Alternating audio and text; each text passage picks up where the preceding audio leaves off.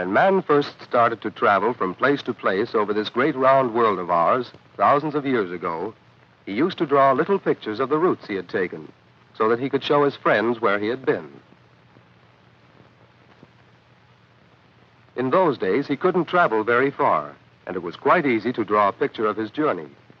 But today, when we can go around the whole wide world, it is much more difficult to map out a picture of our travels.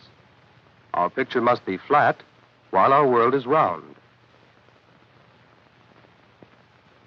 Round like a grapefruit. And how could we get a grapefruit flat? With a rolling pin, we could try to squash it.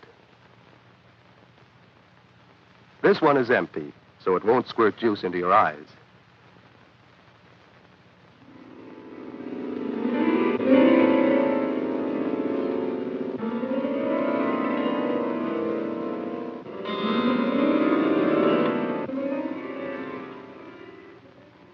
But this method is much too clumsy.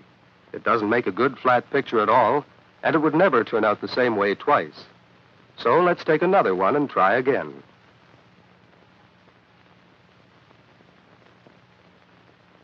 This time we will follow a plan and cut it up into rings as carefully as we can. First the top half around the North Pole, and then near the equator.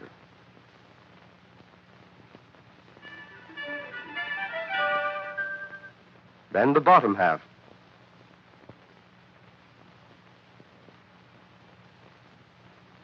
Down to the South Pole.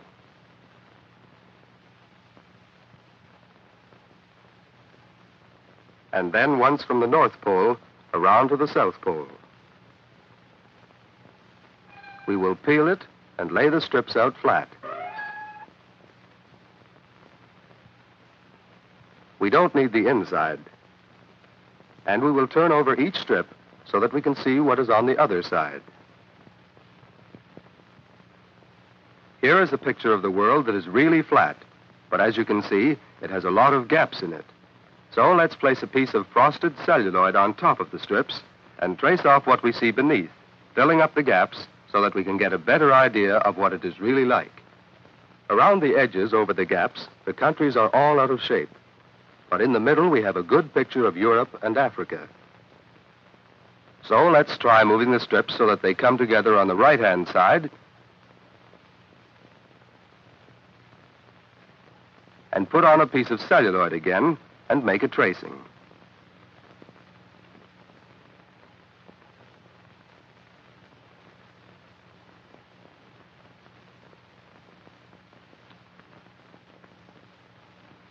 Australia and Asia are fine now, but North and South America are more out of shape than ever.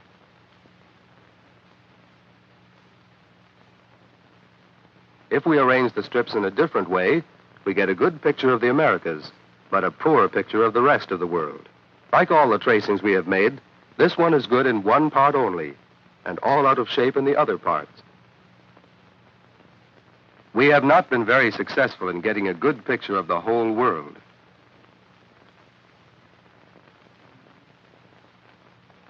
So let's start all over again, this time using a turnip. It, too, is the same shape as the world. We will cut it in half to begin with.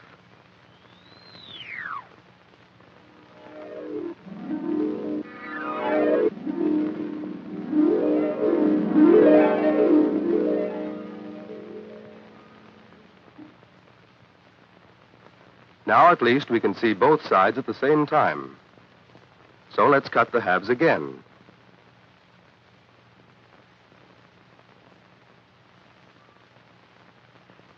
This is a little better. Let's do it once more.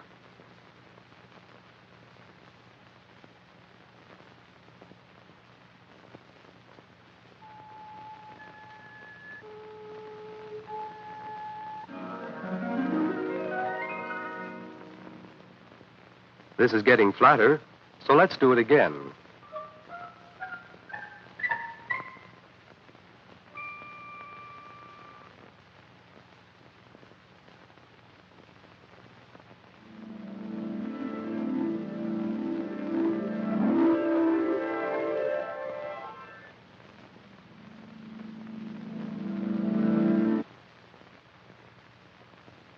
Now we can wrap a piece of celluloid around this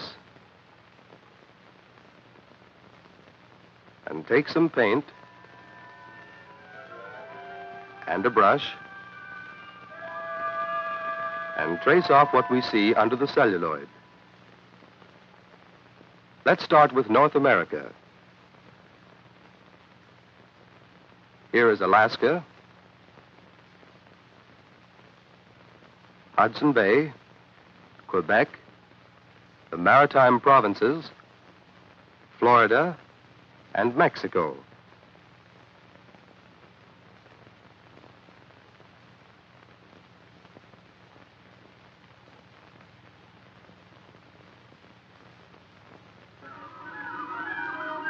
And Europe, Spain, France, Denmark, and Scandinavia.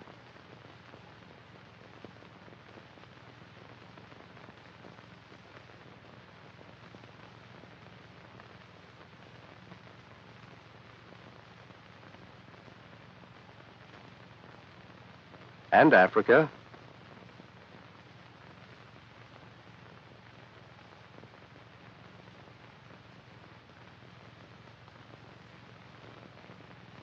Madagascar, and the Aleutian Islands, and finally Asia.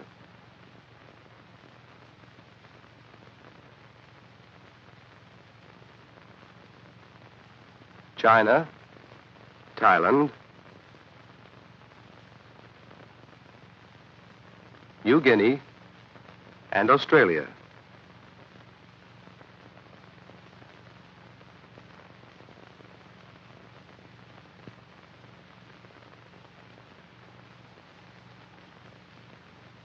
This tracing is much like the well-known Mercator map, which you will find in almost every atlas. You can see it is accurate all along the equator, just like it is on the sections of our turnip. But the North and South poles have now become long, straight lines, each one as long as the equator. If you want to travel along the equator, this map will serve you very well. But if you set out for the South Pole, you will never be able to find it. And it would be almost impossible to pilot an airplane over the North Pole with only a map like this to guide you. So let's rearrange the pieces in a circle around the North Pole and see if we can get a better map of the top of the world. We can flatten the pieces out a little more first.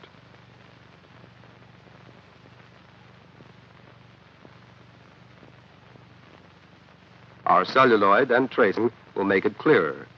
The South goes way out of shape, but the North is fine. Every time we get a correct drawing for one part, all the other parts are out of shape. Here only Asia is the right shape, and North and South America are all wrong. Here the Americas are fine, but all the rest is wrong.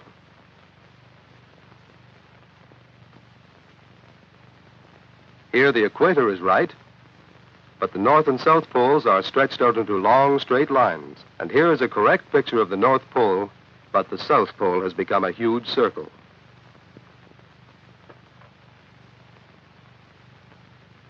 In fact, it is impossible to show the whole world accurately on a flat map. We can only draw a true picture of one small part at a time.